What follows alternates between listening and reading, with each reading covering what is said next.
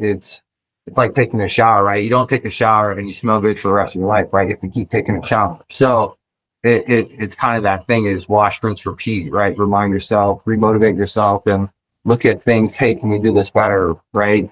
As I like to say is like, let's get the okay, let's get the good, let's get the gooder, and then let's get the best, right? Do you ever achieve best? Probably not. But we don't want to let perfect get in the way of good.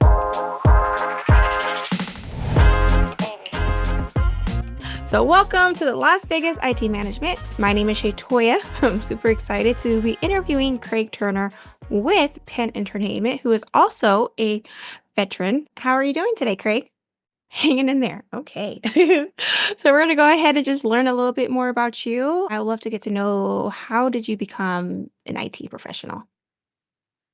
Well, it started in the Navy actually. Back in 1996, I enlisted in the Navy. Wasn't quite sure what I wanted to do with my life. Up to that point, I thought I would be a professional tennis player. That never happened. So enlisted in the Navy, and they had some requirements for a cryptologist technician communications, and it sounded fun. And so I went through school, and then the rest is history kind of thing. I've been in it, doing it ever since. Okay, now that's pretty cool. So, yeah, I guess your plan, we all have plans, was to become, how long did you play tennis for? When I started playing tennis around 13, really got into it. My baseball career did not go as well as I thought it would. So I played up until I graduated high school, kind of stepped away from the sport for a while, and then got back into it recreationally, and then spent some time trying, teaching and stuff like that. So technically, I guess you could say I was a professional for a short-lived time. But yeah, I still love the sport. Met some great people through the sport. So, but IT, if you will, pays the bills. Got it. No, I totally understand. There was a time a long, long time ago where I was all into basketball, so I get it. And then, you did share with us, you got into the army, you went to school. Was there a reason you chose the IT field? Was it just due to the army or military, or I guess what kind of happened with that? Well, it was the Navy, and they didn't Sorry, call the it Navy. IT when I joined. Right, IT was really in its infancy. At my age, we were getting AOL desks sent to the house, like, and so, and quite honestly, the Navy was trying to transition and not sure what to call it. And so when I first came in, the IT rate, if you will, were called radio men, right? And so communication was, the core competency that they wanted. And so they transitioned into IT probably early 2000s, if you will. And so they understood that there's a gap and there's a skill set that we need across the services. And so they started leveraging commercial off-the-shelf software and some of the companies and organizations that were really pushing the needle, if you will, on the technology. And so the Navy's like, we need you to learn this. You go to school and read books and, learn it. So there was no Google, there was no internet to troubleshoot stuff or learn how to do stuff. There was no YouTube or anything like that. So you had to go buy books. You had to go. Hopefully, you got on distribution for CDs to read, a bunch of text files and stuff. So yeah, it's been a journey. Got it. And I'm sure it's became easier because before you had to do the research through books and stuff like that. So I'm sure it's became a lot easier to do so. It's almost too much at this point. Like so, Yeah. Yeah, very. And then so you talked about communications, you got, I guess, what are some of the most challenging IT projects, with being in the Navy have you worked on and how did you overcome them? the most challenging projects. Oh my gosh. Eh, Messaging is one of the biggest, I don't know, services that the military uses, Navy being one of them. And so learning how mail traverses the interwebs, if you will, right? Understanding that technology, how it's hosted and stuff like that. And then, securing it. That was the other piece, right? Cybersecurity didn't exist, right? No one knew what was going on. We encrypted our traffic through, a lot of legacy World War II, Vietnam era technology, right? And we thought that was suffice. Um, so I think in my Navy career, that was one of the biggest challenges, right? Is understanding you go from 75 baud circuits to, line of sight and SHF circuits and, troubleshooting and learning that. And the next thing you know, it's like, all right, sit down at this computer and you send an email, right? Understanding how that works and being able to troubleshoot it. And come to find out, it's two servers that support a whole, destroyer squadron or a whole fleet, right? And, if those servers overheat or reboot or whatever, like, it was, I'm not saying catastrophic, but you got phone calls really quickly of what's going on here, So that was probably one of the biggest challenges. And then just as my career progressed, right, you're learning more technology and more in the scale of it. In most organizations right now, from an IT perspective, they're supporting one office building, maybe a handful or what have you. Yeah, they're enterprise, but in the military and service, you're supporting hundreds of thousands of service members and a whole region, right? Like, so the scale of it is, so you can't just turn stuff on and reboot it and see if it works. Like, it can be very catastrophic. And sounds very stressful at times. Thank you for sharing that, Craig. I do appreciate it.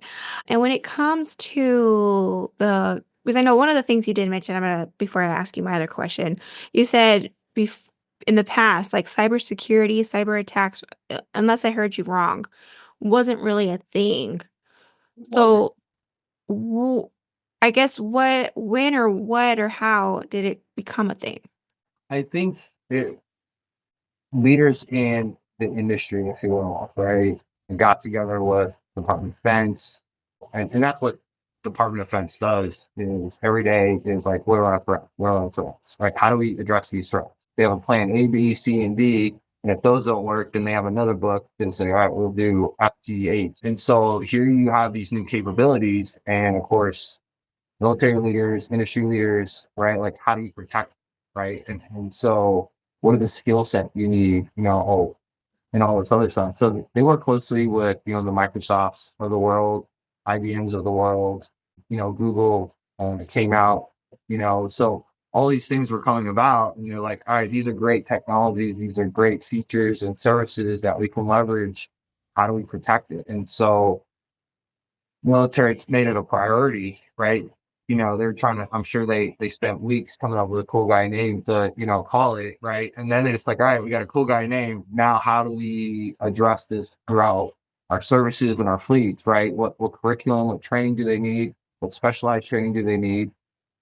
And stuff, such forth like that, right? And so that, I would say that came right around, I don't know, 2002, three, four era time frame is when they're like, all right, we need some skill sets and resources to start addressing these things. And so, the CompTIA Security Plus didn't exist, right? All these cybersecurity certifications and education that you have now didn't exist, right? And so the military was putting together these curriculums and saying, hey, you gotta learn this stuff. And, you know, it was good training in the beginning, right? And so I think that's what kind of mushroomed into this whole industry now, if you will.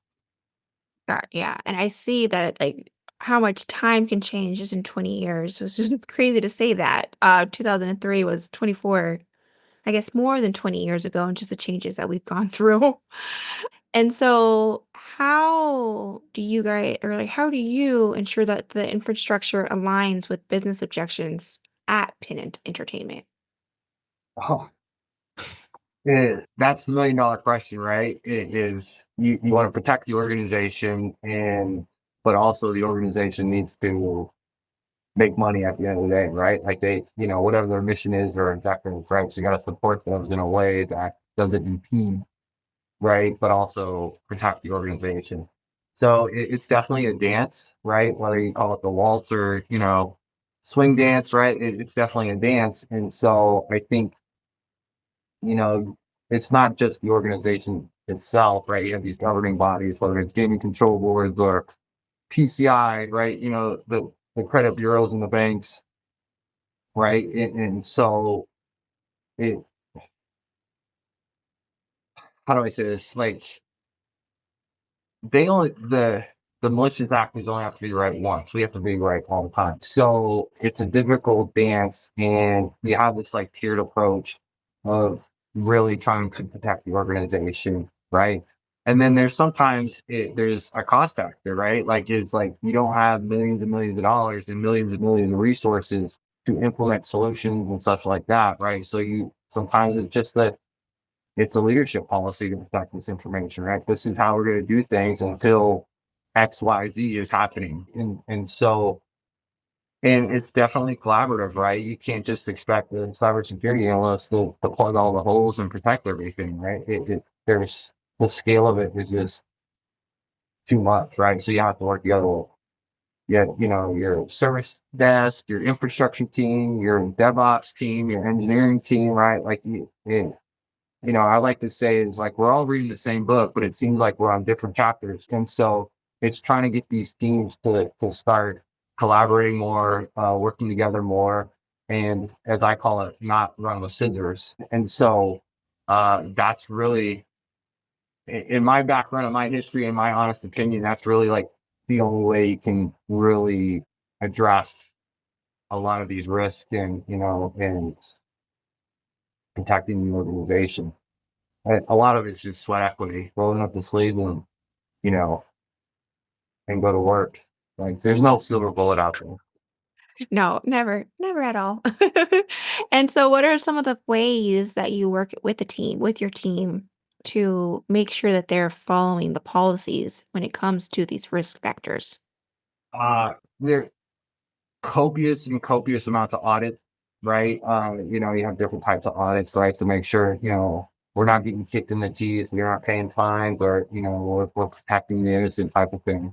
The other thing is you have tools in place to help you remind yourself, right? Like we're all human. So you put process in place and you manage that process, right? And you lead the people and say, like, these are the objectives, these are the policies, right? And let's manage these processes so that, we're not having a bad day or a long weekend, right? And you know, you do your due diligence, right? You do the legwork up front to put in notifications, alerts, and everything like that. And it's kind of one of those things. It's like taking a shower, right? You don't take a shower and you smell good for the rest of your life, right? If you keep taking a shower. So it's kind of that thing is wash, rinse, repeat, right? Remind yourself, remotivate yourself, and look at things. Hey, can we do this better? As I like to say is like, let's get the okay, let's get the good, let's get the gooder, and then let's get the best, right? Do you ever achieve best? Probably not. But we don't want to let perfect get in the way of good. And sometimes, you can come back to good. It's like, all right, you know, I I have a little bit more energy, let me see if I can make this better. And so that's the mentality that you try to implement between all those teams, right? And so not one person's gonna know everything about everything, right? And so, you might be the hero on Tuesday, and then next thing you know, Tim on another team is a hero, right? So that's the kind of mentality and collaboration and camaraderie you need to protect your organization and just kind of implement those strategies. Got it. And from what you've told me so far, I can see the importance of that. And so, one of the biggest topics lately that we've been talking about just the last few weeks, few months is AI. And so, what role does automation play in modern IT infrastructure, and how do you leverage it in your work? So AI is the new kid on the block, right? It's the shiny new tool. I think it could provide organizations a tremendous amount of value, right? Just like with anything, it's highly implemented. And so you heard me say the phrase, don't run with scissors. And so I think organizations are taking a step back to really understand what is it that they're trying to do. What is the problem you're trying to solve? And so automation, obviously on the surface, right? You can lean out your labor force, you can lean out process, you can streamline stuff. Hey, like I'm not firing you or not reducing the workforce. I just need you to focus on more core business stuff, right? Stuff that generates revenue for the organization versus doing these 10 things manually, right? Like, you know what I mean? And it's not making you money. So I think there's a small few of people who are really diving into this, right? And understanding the business value, right? It's connecting those dots. And so it's one thing to understand the technology and how it works and honestly the sweat equity behind it, right? Like it's not just double click and install something. There you go, you got AI in your organization. That's not how it works. So you have to have the engineers and the really smart people behind the scenes to implement it, right? In a way that, it's beneficial. And then you have to take that technology and then present it to your internal customers, your stakeholders, and your business leaders and say, hey, I did this really high speed, cool thing. We should pay for it. And they're like, and that transition, I guess you will, or translation needs to happen. And that's very difficult. So I think, especially in the gaming world, they do a lot of data to affect daily, monthly, quarterly business decisions, right? And so obviously these organizations want a system or a tool to help them make better business decisions, right? So it's making a big splash all over the news. I get it. Like I just think the normal population doesn't understand the efforts it takes to implement systems and then put guardrails around it. Like that's the other thing. Put guardrails. You don't want your dirty laundry all over the internet, right? Like so it's trying to put those guardrails in place. So I think organizations put efforts into implementing it is I just don't think they should be running with scissors. Like so Got it. As you said, it's the new topic. Everyone's talking about it. Everybody wants to hear about it. Like, how could a business protect themselves with this new, and it's not even new, let's be honest, like AI has been around for quite a while, but I guess it's a new hot topic now. Like, how are these businesses able to protect themselves?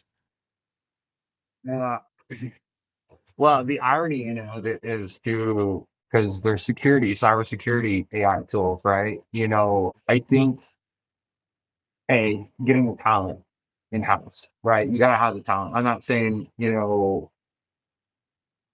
go out and hire a team of engineers just to do AI, right? Like I'm sure these organizations have talented in-house people to step into these roles. And I think partnering with a good partner, right? And that helps.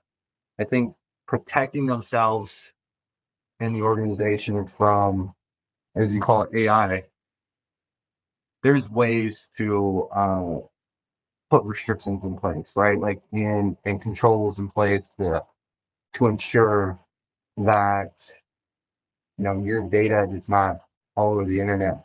The problem is it's the commercial side, right? The consumer side of AI is preventing, Tina in accounting from importing her this, salary report in Excel into ChatGPT, right? Like that's the challenge, right? Or hey, I have this raw data output from my gaming system at this property. Now I want to do analysis on it, right? So I'm going to import it into the, Craig Turner AI app, right? And so that's the danger here, right? Because once it's on the internet, it's, you can't get it back. Like, once you give it airtime, there's no walking it back. And so that's it's protecting that type of data, out on the internet. And so you don't want to curb their moxie, right? Like these are team members who are trying to do a great job and, hit home runs and stuff. But on the other hand, it's kind of like, look, you know, I don't want to curb your moxie, but we need to stay in these guardrails, right? And protect the organization because this isn't at the end of the day, it's not their data, right? It's the organization's data.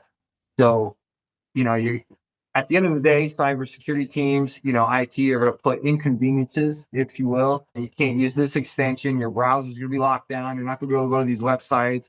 right? You can't email this type of data, right? And so, right, and these are all good controls. It's just understanding that team members need to understand it's like it's not your data. You don't have inadvertent exposure of PI information, HR data, and stuff like that, just because you want to, have a fancy pie chart, right? And so that's the type of stuff. I think what's really interesting, most organizations are looking at and would be beneficial is the cybersecurity LLMs and the machine learning and AI tools that they have going on, because that could really help those teams because they typically run lean. They typically, I'm not saying that they're running on a treadmill, right? Like trying to plug all the holes. And so having a strong AI system, if you will, right, to augment those gaps, right, those challenges for them.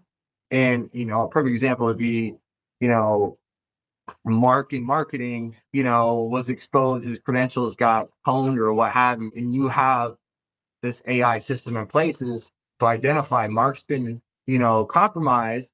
So we're going to make his identity extremely high risk, and we're going to challenge him with MFA, everything like that. And if that's not good enough, then we're going to alert the cybersecurity team and IT and say, hey, Mark's been exposed, have him come in or have him reset his password. And that all can be done automatically, like without human intervention.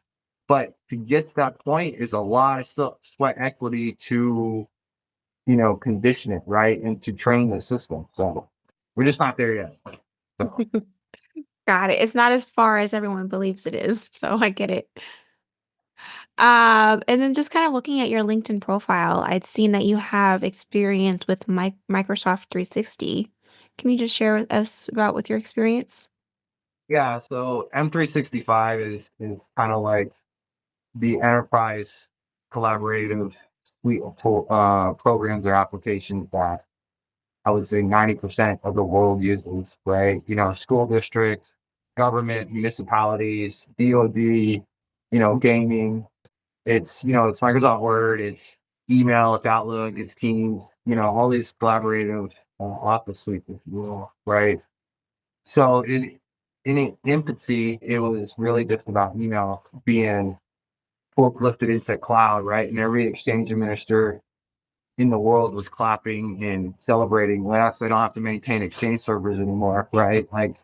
But it's over the years it's expanded quite a bit, and so there's so many, I don't know, branches off of it now that you know it's very hard to find someone who knows everything about M365. As much as we try to learn, Microsoft's constantly moving the goalposts on you. Like this one you think you have it down, they make a change and it humbles you really quickly. So yeah, I think everybody's familiar with Microsoft Office suites, and they're always constantly doing a rebranding of what they're going to call it now. So I think they're actually rebranding it again, Copilot Office or Office Copilot, something like that. Yeah.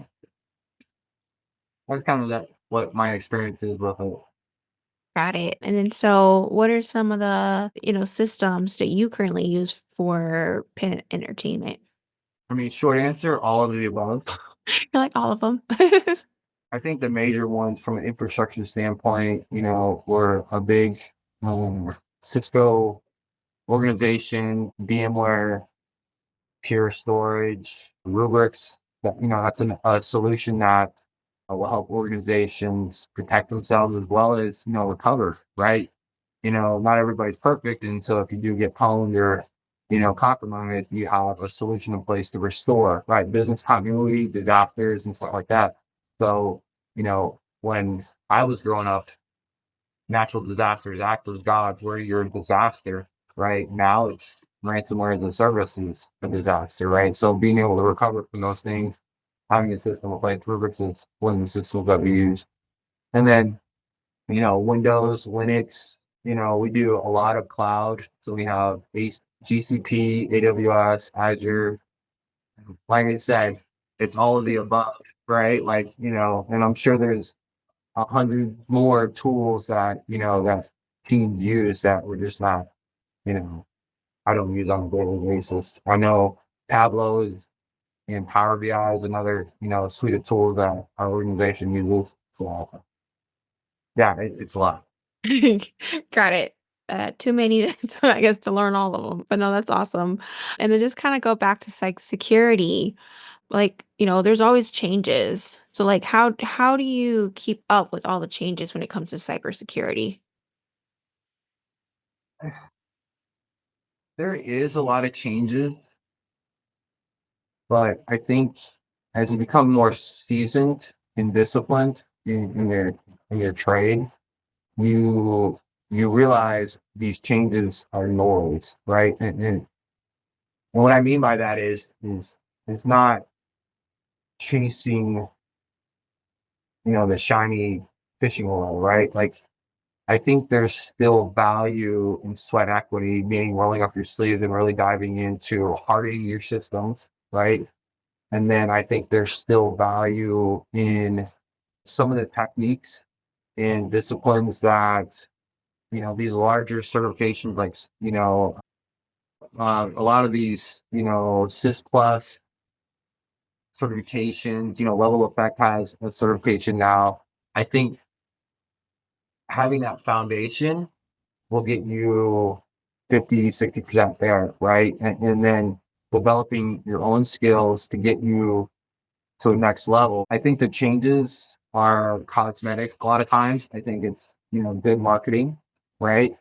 Um, and then understanding, you know, stop looking through a straw and look through a car windshield. Like, all right, now I can see the forest through the trees, kind of thing, right? So it's understanding, like, all right, let me, because there's only one way to eat an elephant, one bite at a Right. time. So, like, if you're constantly, chasing these changes, right, you're not going to get anything done. Like, so we all think we're good at multitasking. We're not. Like, so it's, I like to say human beings are Windows, where, Windows is really good at starting and stopping really fast, whereas Linux and Unix are true multitasking, multi-processing. So I think that's the best approach, you know, and understanding what those changes could really impact. Like it's one of those things, right? It's just like the new kid on the block, or this new tool, or this, big shift and change in, what is the biggest threat. Ransomware is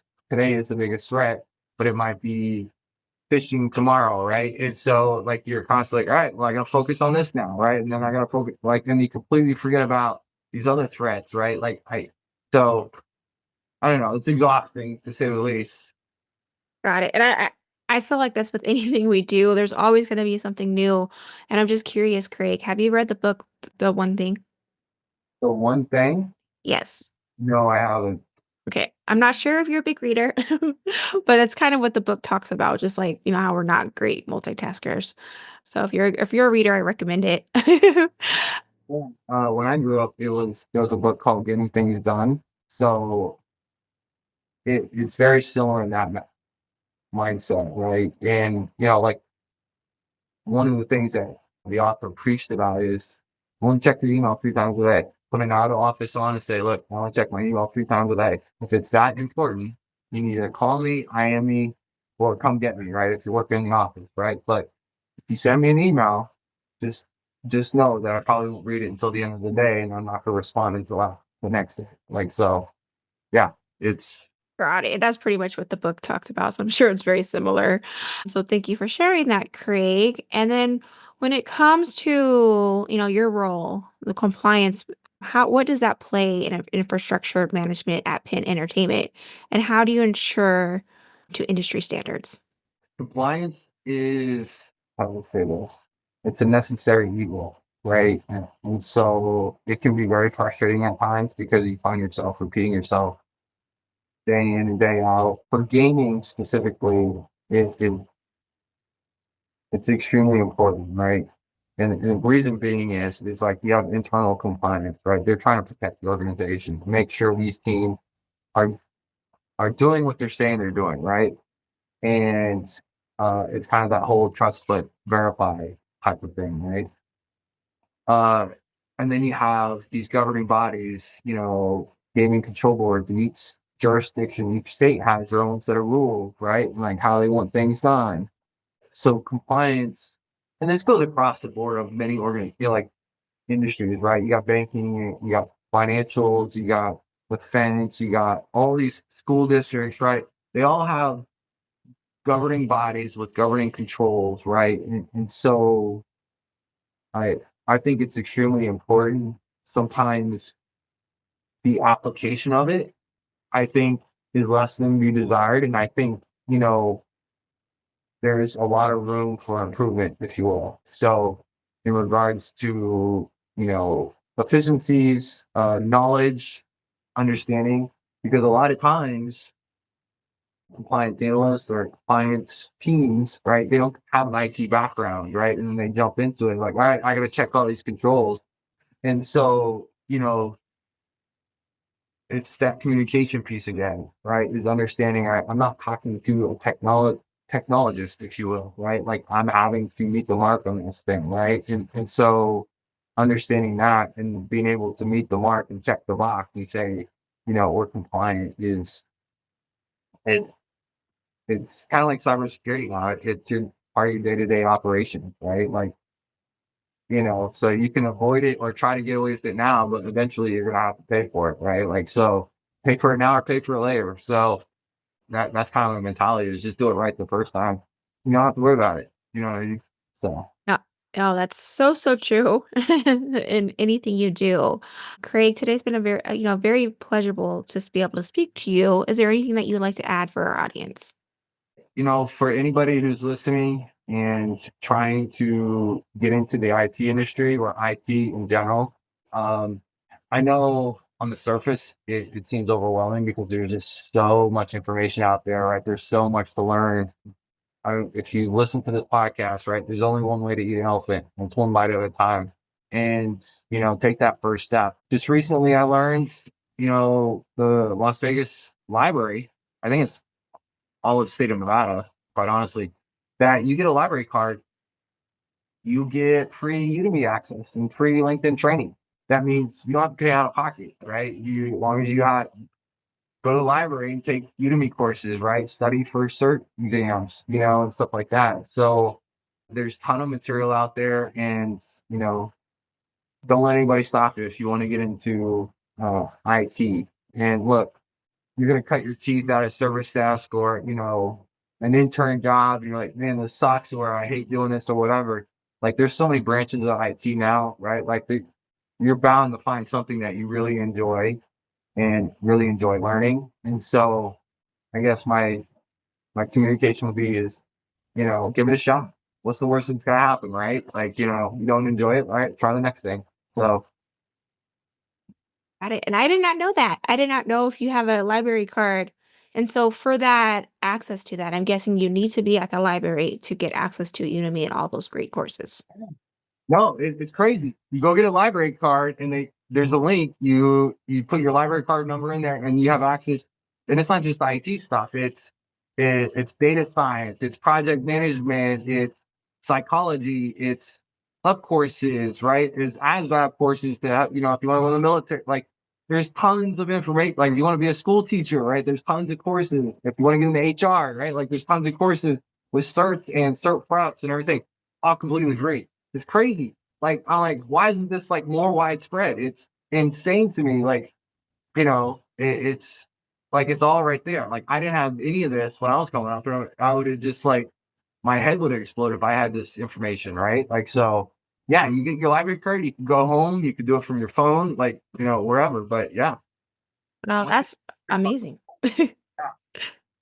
Yeah, that's great to know. So if anyone needs that information, that is great to know. Well, Craig, it was a pleasure. And if someone's looking to reach out to you, how would they do so? LinkedIn. That's the best way to do it. That way, I don't have to like my personal phone number and personal email and like get spammed by vendors and stuff like that. Like reach out through LinkedIn. I'm on it daily. So Awesome. And that's how we connected. So that's awesome. Well, Craig, it was a pleasure and I'm excited. Yeah. So thank you. all right, I appreciate it.